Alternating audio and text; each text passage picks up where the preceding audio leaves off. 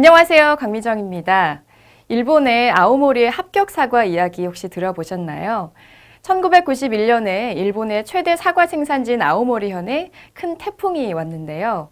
그 바람에 사과가 다 떨어지고 다른 해와 비교해서 사과가 3분의 1밖에 남지 않게 됐습니다. 대부분의 농민들이 시리에 빠져서 바람에 떨어진 사과를 보면서 절망하고 있었죠.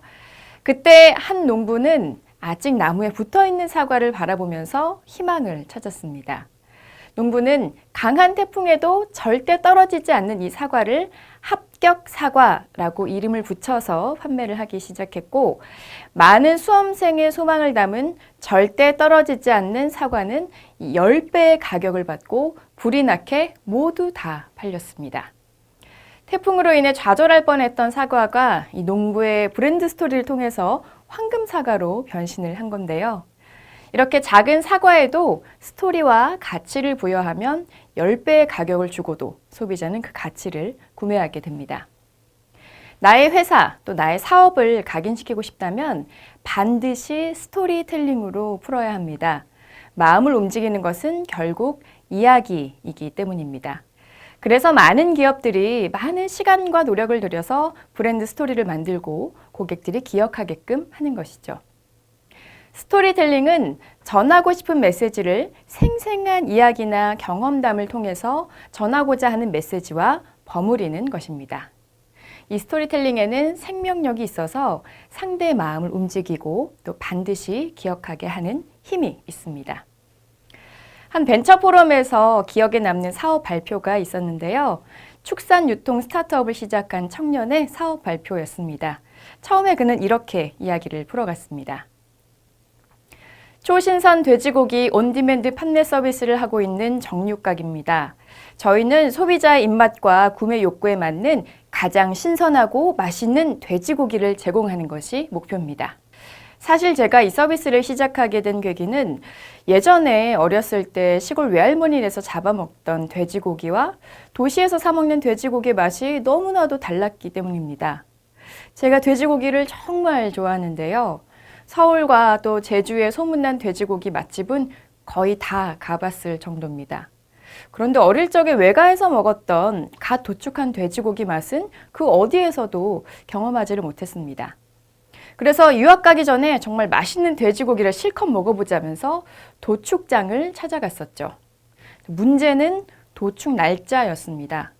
돼지고기는 하루하루가 지날수록 육즙이 없어지고 6일이 지나면 맛이 확 떨어지는데 이 시중에 유통되는 돼지고기는 도축한 지 7일에서 무려 45일 동안 판매되고 있습니다. 그래서 저희는 도축한 지 1일에서 4일 된 초신선 암퇴지만 판매합니다.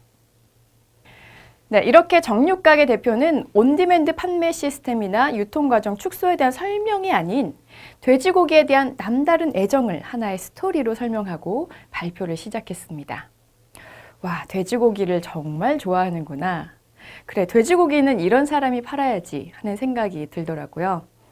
그의 각별한 열정과 전문성이 느껴져서 그가 판매하는 신선한 돼지고기의 맛이 정말로 궁금해졌습니다. 이런 스토리가 없었다면 선뜻 축산 유통 분야에 투자를 결심하거나 온라인으로 돼지고기를 주문하기는 쉽지 않을 것입니다. 실제로 정육각은 벤처 캐피탈에서 거액의 투자를 받아서 대전에 공장을 세웠고 또 서비스 론칭 후에 2년 만에 10배나 성장해서 연매출 100억 원 돌파를 바라보는 스타트업 기업이 됐습니다.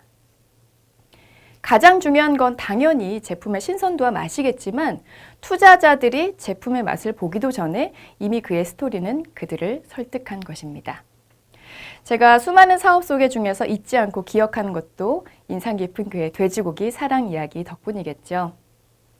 스티브 잡스도 스탠퍼드대 연설에서 졸업생들에게 전하는 3가지 메시지를 자신이 입양되고 대학교를 중퇴하고 자신이 설립한 애플 회사에서 쫓겨나고 또 암에 걸렸던 스토리를 통해서 전했습니다. 오바마 전 미국 대통령도 연설에서 생생한 스토리텔링을 많이 사용했는데요. 퇴임 연설의 시작 부분에서는 이런 이야기를 했습니다. So I first came to Chicago when I was in my early 20s. And I was still trying to figure out who I was. still searching for a purpose in my life. And it was the neighborhood not far from here where I began working with church groups in the shadows of closed steel mills.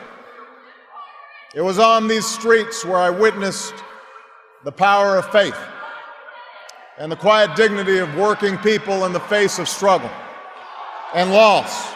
Now, this is where I learned that change only happens when ordinary people get involved and they get engaged and they come together to demand it.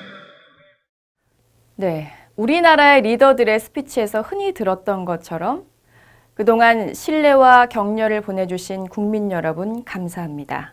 진정한 민주주의를 위해 여러분께서 더 아낌없는 관심과 참여를 부탁드립니다.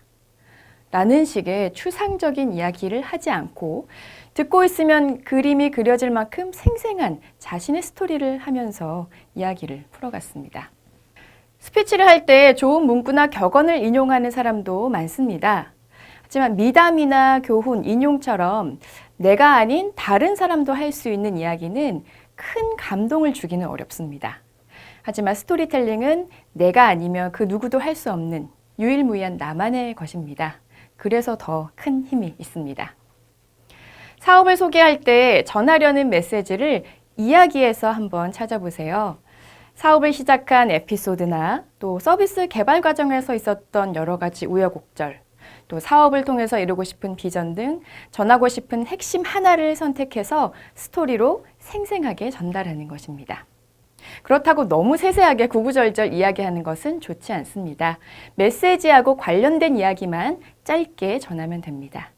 예를 들어서 사업 소개에 주어진 시간이 5분 정도라면 메시지에 얽힌 스토리텔링은 1분 내외가 적당합니다. 스토리는 가치를 변화시키고 사람들은 그 가치에 마음을 엽니다. 스토리가 생기면 그 이야기에 공감한 사람들은 그로 인해서 브랜드와의 연결고리가 생깁니다. 그러면 그 브랜드에 대한 관심과 충성도가 더 높아집니다. 사람 사이에서도 공유할 수 있는 이야깃거리가 생기면 관계가 돈독해지는 것과 마찬가지겠지요. 마음을 사로잡는 사업가가 되려면 반드시 이야기꾼이 돼야 한다는 사실 잊지 마시기 바랍니다. 감사합니다.